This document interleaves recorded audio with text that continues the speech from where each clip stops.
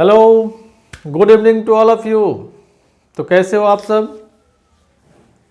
Good. तो मैं doctor M राय और आपका बेस्ट चैनल टॉक्सिक केमिस्ट्री। तो आज के क्लास में मैं एक छोटे से पॉइंट पर, काफ़ी इंपॉर्टेंट पॉइंट पर डिस्कशन करने जा रहा हूं। और आपको पता है कि ऑप्टिकल आइसोमेरिज्म से रिलेटेड ही हम आजकल डिस्कशन कर रहे हैं अभी। तो कभी कभी क्लासेस गैपिंग हो जाती है, लेकिन आप बने रहो, हम आपसे मिलते रहेंगे टाइम टू टाइम। और आज ऑप्टिकल आइसोमेरिज्म का कैलकुलेशन पर हम बात करेंगे कि किसी भी मॉलिक्यूल में आप कैसे ऑप्टिकल आइसोमेरिज्म को कैलकुलेट करोगे, कि नंबर ऑफ ऑप्टिकल आइसोमर्स कितने होंगे।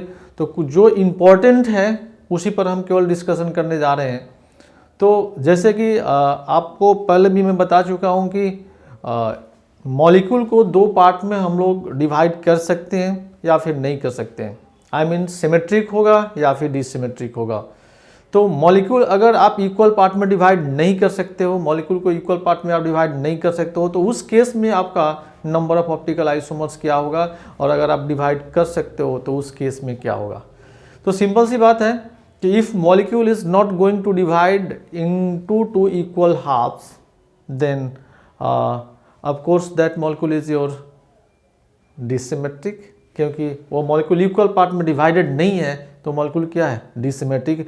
और डिसिमेट्रिक है इट मीन्स उसमें मेसोमर्स का नंबर का कोई चांसेस नहीं है, मेसोमर्स इक्वल टू 0। क्योंकि मॉलिक्यूल को आप इक्वल पार्ट में डिवाइड नहीं कर रहे हो, तो डिवाइड नहीं हुआ तो डिसिमेट्रिक हुआ, डिसिमेट्रिक हुआ तो एनांसियोमर्स होंगे। I mean dextro and laevo, number of dextro and laevo कितने होंगे। तो आप देखो फर्स्ट पॉइंट पर मैंने वही मेंशन किया है कि molecule is not divided into two equal half. अगर आप उसको टू इक्वल हाफ में डिवाइड नहीं कर पा रहे हो तो उस केस में डी एंड एल फॉर्म, जिसको मैंने ए कंसिडर किया है, इसको आप कैलकुलेट करोगे 2 टू पावर n से। n क्या है, of course n is your number of asymmetric carbon atoms. n जो है वो आपका क्या है, number of asymmetric carbon atoms. तो 2 टू पावर n से आप कैलकुलेट करोगे। मैंने बताया था कि मॉलिक्यूल को अगर डिवाइड नहीं कर पाओगे तो आपका मेसोमर्स की संख्या क्या हो जाएगा, 0। क्योंकि मेसोमर्स तो सिमेट्रिक मॉलिक्यूल में अवेलेबल होता है और ये सिमेट्रिक नहीं है क्योंकि इक्वल पार्ट में डिवाइडेड नहीं है। तो इस केस में जो मॉलिक्यूल को इक्वल पार्ट में डिवाइड नहीं कर पाओगे तो उस केस में आपका enantiomers, I mean dextro and laevo form जो होंगे 2 टू पावर n से आप कैलकुलेट करोगे। और n जो है number of asymmetric carbon atoms, right. Racemic mixer calculate करना होगा तो a का जितना वैल्यू आएगा 2 से डिवाइड कर दोगे, रेसमिक मिक्सर कैलकुलेट हो जाएगा। Very easy. नेक्स्ट, पहले आप सारे फॉर्मूले को समझ लो। जो इंपॉर्टेंट फार्मूला है उसी को मैंने मेंशन किया है और उसी की ज़रूरत भी है नहीं। तो मैंने यहाँ पर लिखा कि if molecule is divided into 2 equal half. अगर आप मॉलिक्यूल को 2 इक्वल हाफ में डिवाइड कर रहे हो तो जब 2 इक्वल हाफ में आप डिवाइड कर सकते हो तो उसमें 2 केस आएगा, या तो इवन नंबर होगा या फिर ऑड नंबर होगा। इवन नंबर एसिमेट्रिक कार्बन की कंडीशन में आप कैसे निकालोगे, एनांसियोमर, मेसोमर्स, और ऑड नंबर के केस में कैसे निकालोगे, राइट। तो आप देखो यहाँ पर कि मॉलिक्यूल को इक्वल पार्ट में डिवाइड करोगे तो एक इवन का केस, मतलब एसिमेट्रिक कार्बन की संख्या 2, 4, 6 आपका यहाँ पर अवेलेबल हो सकता है। उस केस में डेक्स्ट्रो एंड लीवो दैट इज एनांसियोमर्स जो होंगे, और जिसको आपने ए कंसिडर किया है 2 टू पावर n-1। मतलब अगर इवन का केस होगा तो इसके केस में एनांसियोमर्स 2 टू पावर n-1 से आप कैलकुलेट करोगे, राइट। मेसोमर्स कैलकुलेट करना होगा तो 2 टू पावर n/2-1, और आप इसको लिख सकते हो 2 टू पावर 0.5 n-1 इससे नहीं। तो अगर आप इक्वल पार्ट में डिवाइड करते हो और वह इवन नंबर में आपका ये एसिमेट्रिक कार्बन अवेलेबल होगा तो उसके केस में एनांसियोमर्स 2 टू पावर n-1 से, मेसोमर्स निकालना होगा तो 2 टू पावर 0.5 n-1, राइट। अगर ऑप्टिकल आइसोमर्स, तो टोटल ऑप्टिकल आइसोमर्स की अगर हमें बात करनी है, टोटल ऑप्टिकल आइसोमर्स की बात करनी है तो आप ए और एम को ऐड कर दो। ए एनांसियोमर्स, में मेसोमर्स, आई मीन एम मेसोमर्स। तो आपका ए एंड एम को ऐड कर दोगे तो ये total number of optical isomers, total number of optical isomers यहाँ से आप कैलकुलेट कर सकते हो, या total number of stereo isomers, right. अब कहता है कि अगर आपने डिवाइड किया, मॉलिक्यूल को डिवाइड किया और ऑड नंबर में एसिमेट्रिक कार्बन अवेलेबल हुए, I mean 3, 5, 7, 9 etcetera, odd number में, तो उस केस में आपका एनांसियोमर्स जो कैलकुलेट करोगे ये आपका ये फार्मूला से कैलकुलेट करोगे, I mean 2 to power n-1 minus 2 to power 0.5 n-0.5, and mesomers calculate करने के लिए आपका है 2 टू पावर 0.5 n-0.5। अब कहता है कि दोनों को अगर हम ऐड कर दें तो टोटल ऑप्टिकल आइसोमर्स आपका मिल जाएगा, आई मीन यहाँ से, तो आप देखो कि ये तो आपका कैंसिल हो जाएगा, केवल और केवल मिलेगा क्या 2 टू पावर n-1, मतलब टोटल ऑप्टिकल आइसोमर्स आप केवल और केवल इससे कैलकुलेट कर सकते हो, 2 to power n-1, very simple. तो जनरली टोटल ऑप्टिकल आइसोमर्स के बारे में ही पूछता है, टोटल ऑप्टिकल आइसोमर्स। बहुत कम आपका मिलेगा कि केवल एनांसियोमर्स या बहुत कम मेसोमर्स आपको पूछेगा, लेकिन ज़्यादातर केसेस में टोटल ऑप्टिकल आइसोमर्स की ही बातें करते हैं।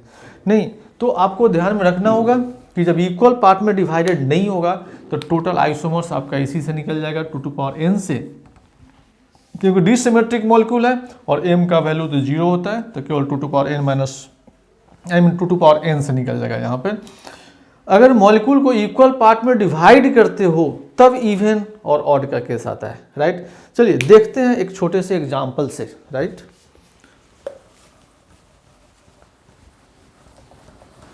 यहाँ पर 3 केसेस मैंने यहाँ पर मेंशन किए हैं, 3 केसेस, और 3 केसेस में आप देख सकते हो 1 बाई 1।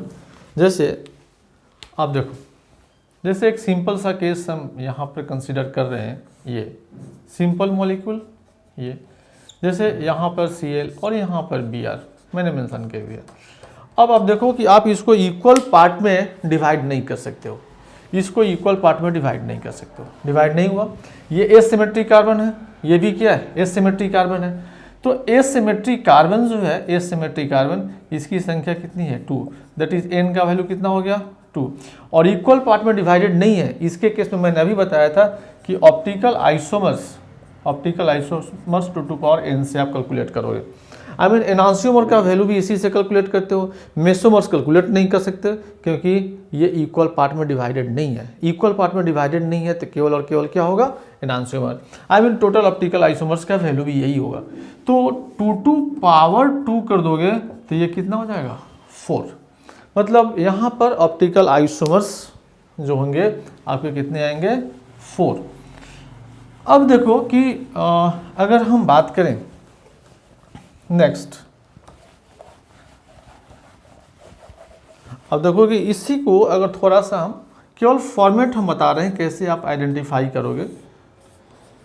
जैसे देखो अब इसको हमने इस तरह से एक एग्जांपल ले लिया, ये अब आप देखो कि आप इसको इक्वल पार्ट में डिवाइड कर सकते हो, राइट, इक्वल पार्ट में डिवाइड कर सकते हो। और इक्वल पार्ट में डिवाइड करने के बाद 2 कंडीशन आता है, एसिमेट्रिक कार्बन की संख्या या तो इवन होगा नहीं तो ऑड होगा। तो आप देखो ये क्या है, ये क्या है एसिमेट्रिक कार्बन। एसिमेट्रिक कार्बन की संख्या कितनी होगी 2, it means what, this is your even. Even ये तो डिवाइड ही नहीं हुआ, ये तो डिसिमेट्रिक है, इनका वैल्यू यहाँ भी 2 है लेकिन डिसिमेट्रिक है। डिसिमेट्रिक में इवन और ऑड का केस नहीं है, राइट, उसमें 2 टू पावर n से आप कैलकुलेट करोगे। लेकिन डिवाइड होने के बाद इवन और ऑड का बात आता है, तो ये डिवाइडेड है, n का वैल्यू आपका 2 आ गया, नहीं अब n का वैल्यू 2 है तो यहाँ से इवन नंबर, तो इवन नंबर का फॉर्मूला आप यूज करोगे optical isomers, total optical isomers के लिए 2 to power n-1 plus 2 to power 0.5 n-1, right. ये अब देखो कि जब ये फॉर्मूला आपने मेंशन कर दिया तो आपको ऑलरेडी पता है कि यहाँ पर n का वैल्यू क्या है। n का वैल्यू आप पुट करो, 2 टू पावर n का वैल्यू 2 है तो 2-1, और यहाँ पर 2 टू पावर 0.5 इंटू 2-1, इसको 2 टू पावर 1 और यहाँ पर 2 टू पावर 0, राइट। तो ये हो जाएगा 2 + 1 दैट इज 3। तो यहाँ पर टोटल ऑप्टिकल आइसोमर्स की जो संख्या हो गया वो कितना हो गया 3, राइट।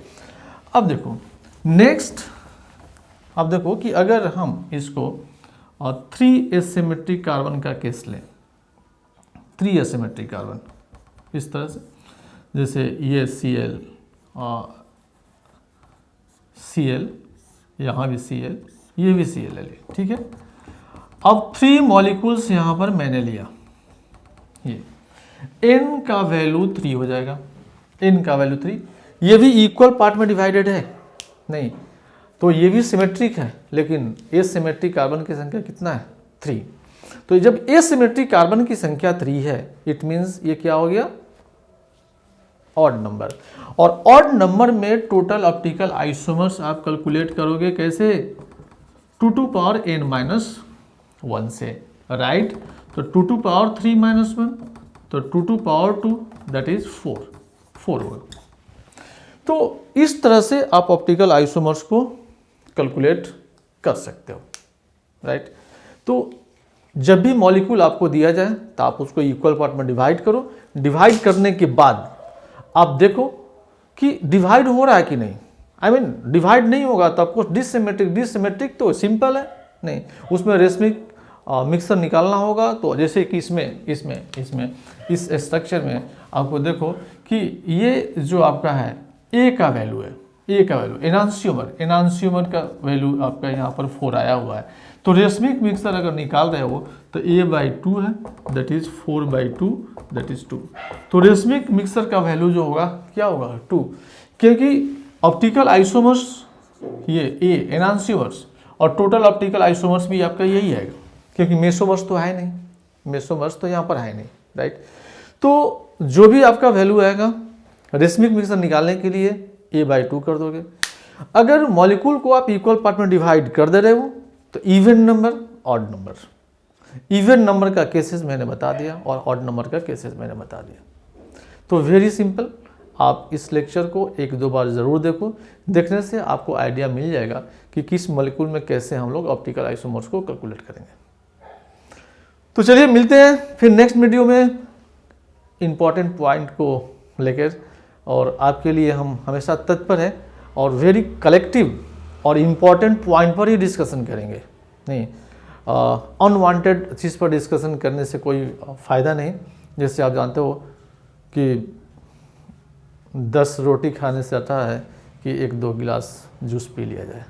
तो कलेक्टिव चीज़ बहुत ज़्यादा पढ़ने से ज़्यादा अच्छा है कि जो पढ़ो वो सिलेक्टिव पढ़ो, इम्पॉर्टेंट पढ़ो, सारे क्वेश्चंस वहीं से आते हैं। नहीं तो मिलते हैं फिर ब्रेक के बाद। Okay bye, see you again.